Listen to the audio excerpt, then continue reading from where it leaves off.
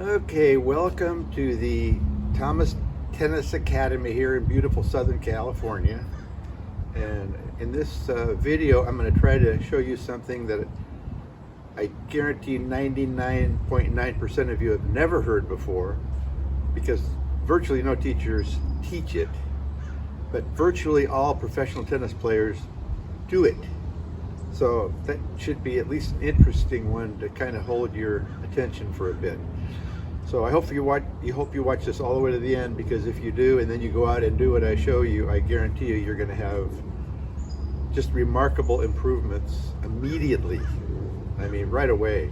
You don't have to wait. As soon as you do it, you'll go, wow. Anyway, that's my prediction. So it should be worth it for you to watch to the end. And the other thing I'm going to do is I'm going to prove what I'm going to show you. First I will show you, and then I'm going to prove that every professional tennis player does what I'm going to show you. It's not something that I've made up or somebody's made up. And it seems kind of illogical at first, but then as you see what I'm going to show you, and I will then show you professional players doing it, then I think that'll at least make you want to go out and try it. And those of you that do will benefit greatly. So anyway, so the first thing I want to show is that the big thing in tennis is, of course, shoulder turn and the unit turn. Forget that. Forget those. The unit turn is where you take your racket and your arms, they all go back in a unit. That will kill your stroke. That is a terrible idea. So it's one of those things that almost every teaching pro teaches, and it's almost like it's biblical. Like if they don't teach it, if a teaching pro is a teaching pro and they don't tell you to do the unit turn, well, they're out. Well, the unit turn is not good. So and turning your shoulders is really not. It's not good. Turning your shoulders. Now here's what most teachers teach when they talk about turning your shoulders, and I'm going to demonstrate a double two-handed backhand. So that will make everything very clear, but it works for all strokes: one-handed backhand, two-handed backhand, one-handed forehand, serve, all of them. But so here's what's happening is, on a two-handed backhand, somebody's hitting you the ball. The first thing you want to do your unit turn to get your shoulders very turned, right? Very turned, so you can rotate your shoulders back and have power into the shot. Well, the big problem with that, if you logic it out, is if you turn your shoulders like this and then turn back into the ball like this and hit the ball, what's going to happen is this shoulder is going to go that way and back. Now just take a look. As I swing, my non-hitting shoulder, right now it's going the wrong way. Right now it's going towards that back fence. And as it comes around, it's going away from the ball and contact and my target, right? So this shoulder is worthless. See what happens to it? And it pulls your arm the wrong way. So it pulls your arm around this way. You're not going to get any power out of this arm or this shoulder. Now let's take a look at this shoulder. The power shoulder, the one you use, is gonna drive forward, right? This is driving forward into the ball and towards your target and the way you want it to go. You want it to go that way. So this is your power shoulder. This subtracts power, okay? Your not hitting shoulder it doesn't do you any good. So what is the solution for that? There has to be a solution, and the pros have found it. And the solution is that you only rotate one shoulder, not two. Here's rotating two shoulders. And here is rotating one shoulder. I get turned like this. I'm going to rotate one shoulder. See what happens? My shoulders go towards each other, and they look kind of like pinched like this. They're together because I'm not rotating this shoulder around away from the target, but I am rotating this shoulder towards the target. So what's going to happen is, when you're done with your stroke, you should look like this, not this. You shouldn't look like this. You should look like this. So see how my shoulders come together?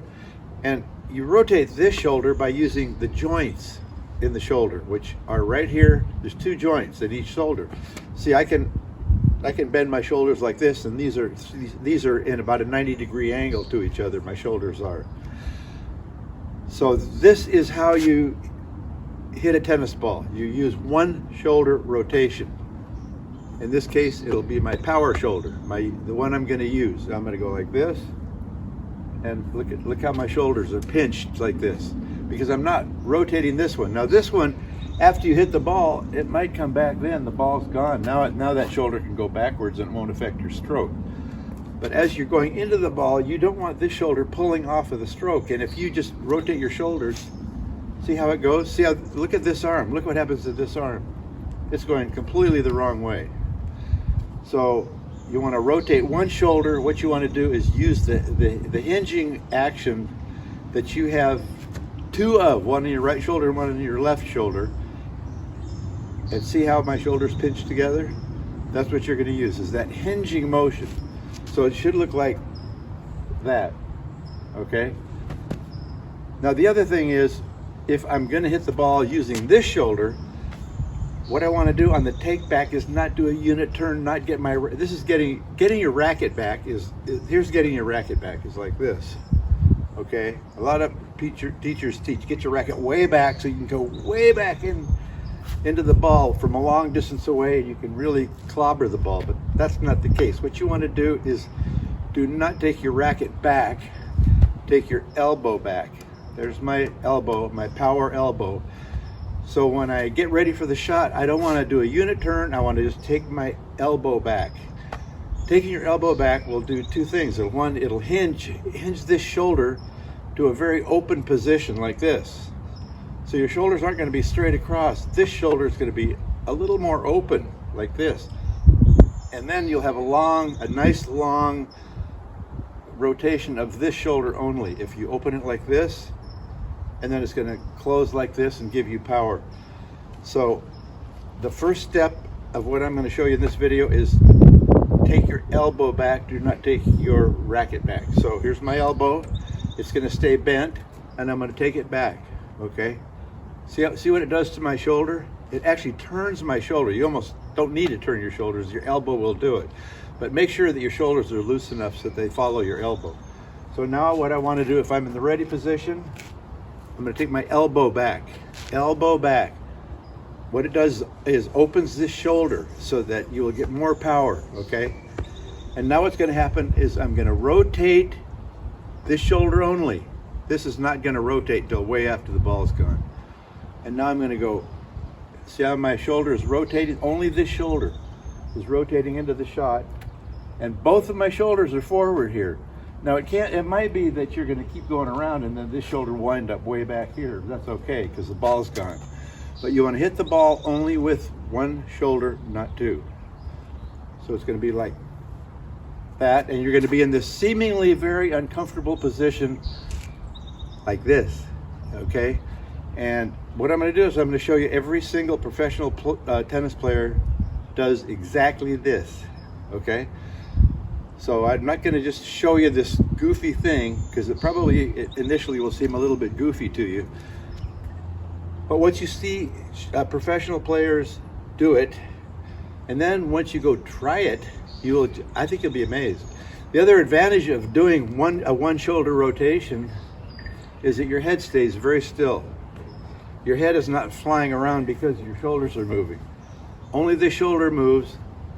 My head can stay very still and on the ball, and it makes hitting the ball much easier. So if you do this, you'll get easy power, your head will stay still, you'll see the ball better, and your consistency will go up at least 35% guaranteed, or double your money back. So now I'm going to show you some videos of professional tennis players doing exactly what I'm talking about. Now on a one-handed forehand, it's the same thing. This shoulder, you don't want, if you pull, even if you don't have this hand on the racket, if you rotate your shoulders, this shoulder is going the wrong way. So that means all of this body mass from the left side of your body is also going the wrong way. See, it's going away from the target. So what you want to do is you want to, again, you're going to scrunch your shoulders together, but you're going to only rotate this shoulder using your two hinges right here. So watch how I'm going to scrunch my shoulders together. So you're going to be like this. Your deltoid is just going to about hit you in the chin, okay? If your deltoid hits you in the chin, that means you're kind of doing it right. If you let this rotate back, if you let this shoulder rotate back, you're taking power out of the shot. You're moving your head. There's all kinds of problems that arise. So just hinge only one shoulder hinge.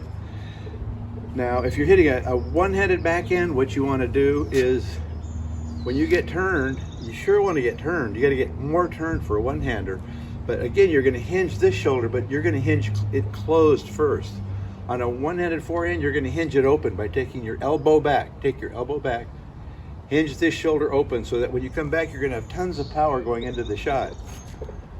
But on a backhand, a one-hander, you're going to close your shoulder first, not open it first like you do with the other strokes. Okay, so when I get turned, I'm going to turn this shoulder and see how I'm hinged right here? Okay, so this shoulder is going to unhinge like that. And when you see the finish of a one-hander, you'll see professional tennis players, their back is arched like this because this shoulder has singly rotated. It's not a double rotation. This shoulder has singly rotated, and you're going to see tremendous back arch because their shoulders on the finish of a one-handed backhand are like this. On a two-handed backhand, they're going to be like this. And on a one-handed forehand, this shoulder is going to really be closed, and your deltoid is going to about hit you in the chin. So now that I've introduced this seemingly crazy notion, I'm going to show you every single professional tennis player doing exactly what I'm saying. They take their elbow back, not their racket. This is taking your racket back. They take their elbow back, and then they come forward with this one shoulder. They rotate one shoulder forward. One shoulder forward. On a one-handed backhand, it's going to be one shoulder forward, and you're going to be arched like this. Your chest will be arched open like this.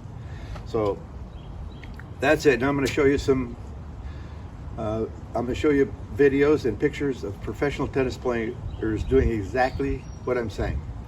So I hope this is all clear, and if you have any questions, be sure and ask them below, and be sure and say, I hope you like it. But I think once you see the pros doing it, you'll be very surprised. So that's it. And here comes some pictures and videos, and I'll be discussing it as we go. So, okay, let's take a look at my good buddy Mike Tyson here, who wants power at every punch. He takes his elbows back and not his glove. Now let's take a look at the take back of some professional tennis players. Every one of them takes their elbow back, just like Mike Tyson does. They do not take the racket back. They take the elbow back. Taking the elbow back opens the hinge of the shoulder so that they get hinge power and rotational power. Now on the two-handed backhand, the left elbow goes back. Taking the elbow back in both cases turns the shoulders, but it also opens the hinge of the back shoulder, which of course creates the most power in the stroke.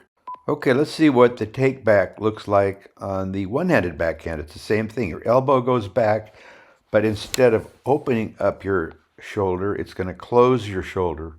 See how that right shoulder is closed? Now on the forward swing, you're going to unhinge or open your right shoulder. These two pictures show the closed hinging of the lead shoulder. Now they're ready to open the hinge and create a ton of power. Okay, so here's a picture of Roger Federer on his follow-through. Notice how his right shoulder is fully hinged and fully singly rotated all the way back, so his back is arched backwards. Now let's take a look at the finish of the stroke, where the shoulder, the power shoulder, is already hinged. The right and the left shoulders are about at a 90-degree angle to each other. They're really pinched in close to each other. The hinging action of the shoulder has given tremendous power to the stroke. Okay, here's Murray taking his left elbow back, and now he's going to rotate only one shoulder. His left shoulder, his right shoulder stays forward, and they pinch together. Okay, so here's Murray showing off his single shoulder rotation, where his shoulders are pinched together, not doubly rotated. Well, that's it, folks. I hope you got something out of this. I hope you liked it. If you did, please check down below that you did, and please subscribe. Bye-bye.